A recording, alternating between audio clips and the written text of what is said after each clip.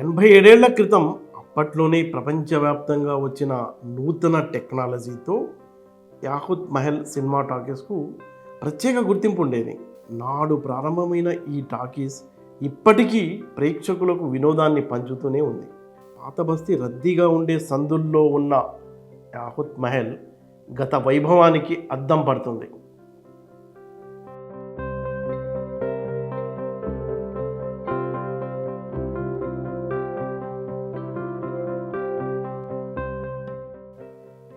ఆ రోజుల్లో వినోదం కోసం ఓపెన్ ఎయిర్ గుడారాలలో మూకీ సినిమాలు ప్రదర్శించేవారు. క్రమంగా శాశ్వత ప్రాతిపదికన థియేటర్లు నిర్మించడం ప్రారంభమైంది. తొలి సినిమా థియేటర్ 1920లో ఏర్పాటైనట్టు తెలుస్తుంది. ధీరేన్ గంగూలీయే సినిమా థియేటర్ల నిర్మాణానికి కూడా పునాదులు వేశారని అంటారు. క్రమంగా సినిమా థియేటర్లు ఇతర నగరాలు, పట్టణాలకు విస్తరించాయి. 1939 నాటికి 70కి పైగా తాత్కాలిక శాశ్వత సినిమా థియేటర్లు ఉన్నట్టు ఫజల్ భాయ్ అనే సినీ రంగ నిపుణుడు ఇండియన్ ఫిలిం రివ్యూ అనే ఆనాటి మ్యాగజైన్లో ప్రస్తావించాడని లతీఫ్ షర్ఫన్ ద ఫెడరల్ తెలంగాణతో చెప్పారు. యాకుత్ మహల్ టాకీస్ అందుబాటులోకి వచ్చాక హైదరాబాదులో వినోద విప్లవం వచ్చిందని చెప్పుకోవచ్చు. బ్లాక్ అండ్ వైట్ టాకీస్ సినిమాలు అత్యాధునిక సౌండ్ సిస్టంతో ఉండటంతో నగరం నుంచే కాకుండా వివిధ ప్రదేశాల నుంచి సినిమా చూసేందుకు జనం ఎక్కువ సంఖ్యలో వచ్చేవారు. సుదూర ప్రాంతాల నుంచి పలువురు కుటుంబ సమేతంగా ఎడ్ల బండ్లపై, నవాబులు, సంస్థాన ఉన్నత అధికారులు గుర్రాలపై వచ్చి సినిమా చూసి వెళ్ళేవారు. మహల్ చుట్టూ చెట్లు ఉండటంతో అక్కడే వంటలు వండుకొని భోజనం చేసి తర్వాత తమ ప్రాంతాలకు వెళ్ళేవారట.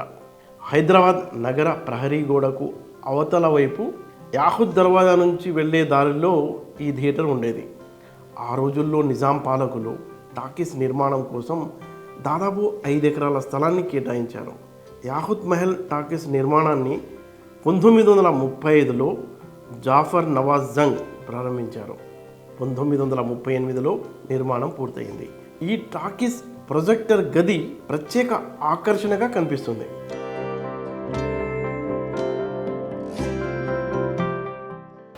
అప్పట్లో హైదరాబాద్లో 20కి పైగా థియేటర్లు ఉండేవి, కానీ ఇప్పుడు ఒక్కటే మిగిలింది యాకుత్పురలో, యాకుత్ మహల్. దీని చరిత్ర కనుక మనం చూసుకున్నట్లయితే మనం చూడవచ్చు. ఇక్కడ ఈ ప్రొజెక్టర్ ఉంది కదా, ఎక్కడో అమెరికా నుంచి చికాగోలో తయారైంది. ఇది 1937లో ఇక్కడ ఇన్స్టాల్ చేసిన డేట్తో సహా ఉంది, 38లో. అప్పట్లో ఇలాంటి ప్రొజెక్టర్, దీనికి చాలా క్వాలిటీ అన్నమాట. సౌండ్లో కూడా చాలా అద్భుతమైన సౌండ్స్ వచ్చేవి. ఆ రీల్లో ఏమైనా సమస్య ఉన్నా దాన్ని కూడా ఏం ఇబ్బంది ఉండేది కాదు. అప్పట్లో ఒక వెలుగు వెలుగుతున్న ఎన్టీ రామారావు కూడా ఈ ప్రొజెక్టర్ తనకు కావాలని వీళ్ళని కోరితే అప్పట్లో వీళ్ళు సున్నితంగా తిరస్కరించారంట. అంతటి ప్రాముఖ్యత ఉన్న ప్రొజెక్టర్ ఇది.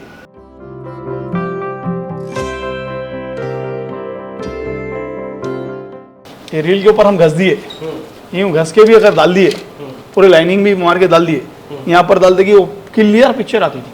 अच्छा, वो खास बात है, इसकी खास बात है. अब इसके ऊपर कितना भी आप कुछ भी चला लो, क्या भी कर लो, तो उसके बाद अपन लाइनिंग मार दो, कुछ भी मारने दो, फिर यहाँ पर लेके आके डालो, पूरा क्लियर पिक्चर आता था. अच्छा, तो उसकी ये खासियत है इसकी. इसका एक एक पार्ट्स का नंबर लिखा हुआ, हर चीज़ का नंबर लिखा हुआ, कोई चीज़ का नहीं है. अभी कोई चीज़ ये बनने वाली नहीं है यहाँ पर. ये देखिए आप, ये बनने वाली नहीं है, ये बनने वाली नहीं है. ऐसे पार्ट्स, कई पार्ट्स है जो नहीं बनते. आप इधर देखिए, इसका डेट, हर वो चीज़ का नंबर है इसके ऊपर. ये है, इसका नंबर है. अब बात थिएटरों में रील डालते टूट जाती, इसमें नहीं टूटती थी रील जैसा टूटता कि पिक्चर रोक देना पड़ता था. अरे रोको रील टूट गई बोल के फिर रील को जुड़ो और टेप मारो, वो मारो, इसको नहीं था. अगर रील टूट भी गई तो खींच लेता था. ప్రపంచంలోనే అత్యాధునిక టెక్నాలజీ ప్రొజెక్టర్ అమెరికాలో అందుబాటులో ఉందని నిజాం పాలకులు ఆరా తీశారు. 1937లో చికాగోలోని మెక్ అలై తయారు చేసిన పీర్లెస్ మాగ్నారాక్ మిషన్ 2 ప్రొజెక్టర్లకు ఆర్డర్ ఇచ్చారు. వీటిని 1938లో సముద్ర మార్గాన నౌకలో నగరానికి తీసుకొచ్చారు. ప్రొజెక్టర్లను ఏర్పాటు చేసి సినిమా రీళ్లను ప్రారంభించారు. ये रील से चलती थी पहले, सैटेलाइट नहीं था पहले. ये कार्बन है. अच्छा ये कार्बन से इसकी रोशनी पड़ती थी, रोशनी से यहाँ उसका इफेक्ट आता था और इससे पूरी पिक्चर चलती थी। अच्छा लाइटिंग पढ़ने के लिए ये अलग था, वहाँ से लाइट पाती थी, फिर उसकी रोशनी इस पे पार होती थी, फिर ये रील चलती थी। अच्छा कब रुक गया? नहीं, ये जैसा एक में एक शो में 5 रील आते थे, अच्छा और 5 रील में इधर एक रील पड़ती थी, जैसा एक ये रील खत्म होती थी वो वहाँ पर उधर ही पिक्चर स्टार्ट हो जाती थी। ऑटोमेटिक नहीं स्टार्ट करना पड़ता था, पूरा सेटिंग रहती थी, जो डायलॉग है वो डायलॉग वहीं मिलता था। अच्छा एक फिल्म के लिए कम से कम 5 रीलर रहते थे? 5 रील रहते थे, एक के बाद एक उसको चेंज करना रहता था, वो खत्म हो गया सिस्टम। హాల్లోని అన్ని మూలల్లో స్క్రీన్ 6 వాల్ స్పీకర్లతో కూడిన డిజిటల్ ధ్వని వ్యవస్థను రూపొందించారు. ఏ మూల నుంచి చూసినా సినిమా నేరుగా కనిపించేలా సీటింగ్ ఏర్పాట్లు చేశారు.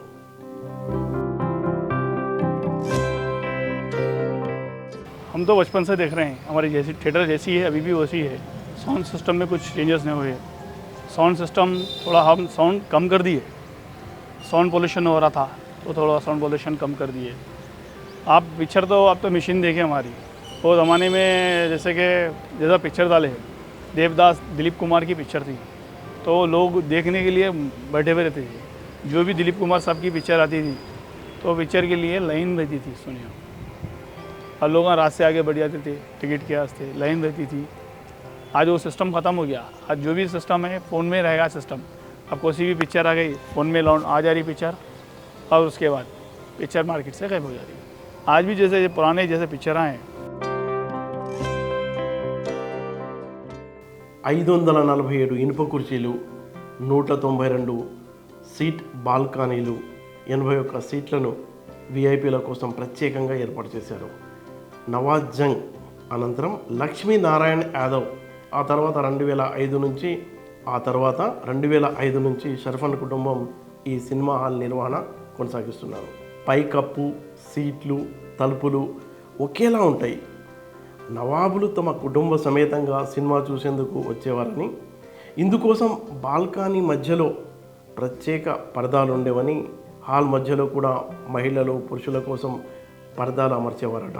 7వ నిజాం మీర్ ఉస్మాన్ అలీ ఖాన్తో పాటు అలనాటి హిందీ, తెలుగు సినీ హీరోలు ఎన్టీఆర్, ఏఎన్ఆర్, యాహుద్ మహల్లో సినిమాలు చూసిన వాళ్ళు ఉన్నారు. 90 ఏళ్ల నాటి ఈ థియేటర్ నేటికి యాహుద్ మహల్ తన పాత ప్రపంచ ఆకర్షణను నిలుపుకుంది. ఇది అప్పటి ప్రేక్షకుల్ని మంత్రముగ్ధుల్ని చేసింది.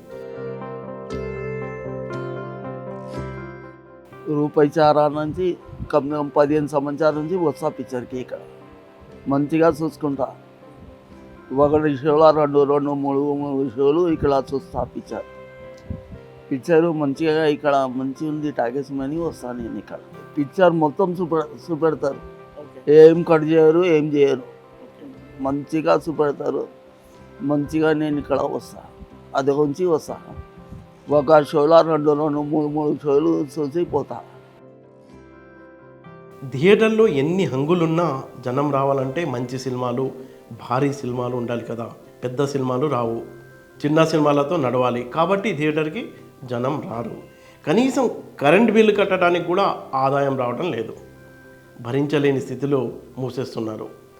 పాత థియేటర్ నడపడం అనేది చాలా భారంగా మారిందని యాహుద్ మహల్ నిర్వాహకులు ఎంఏ లతీఫ్ షర్ఫన్ తెలిపారు.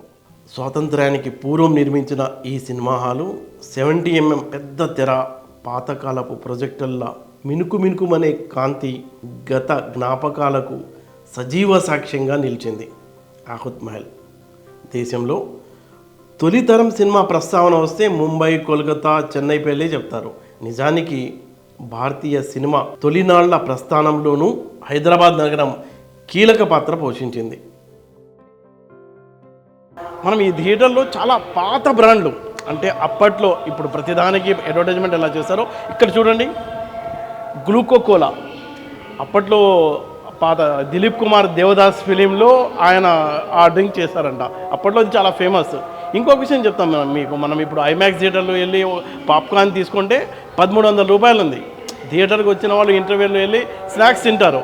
కానీ ఇక్కడ మనం చూసుకున్నట్లయితే ఇక్కడ ఈ చిన్న క్యాంటీన్లో కేవలం 13 రూపాయలు అంటే అక్కడ 1300 రూపాయలు ఉంటే ఇక్కడ 13 రూపాయలకి ఒక స్నాక్ ప్యాకెట్ దొరుకుతుంది. అయినా అంటే ఇక్కడ జనం రాకపోవడం అనేది చాలా మారిపోయిన దాంట్లో దానికి తగ్గట్టు ఫోన్లో సినిమా వస్తుంది, అలాగే ఐమాక్స్లో చూడాలన్న కోరిక కానీ రకరకాల రీజన్తో ఒకప్పుడు ఓ వెలుగు వెలిగిన యాకుత్ మహల్ ఇప్పుడు చాలా బోసిపోయి కనిపిస్తుంది మనకు.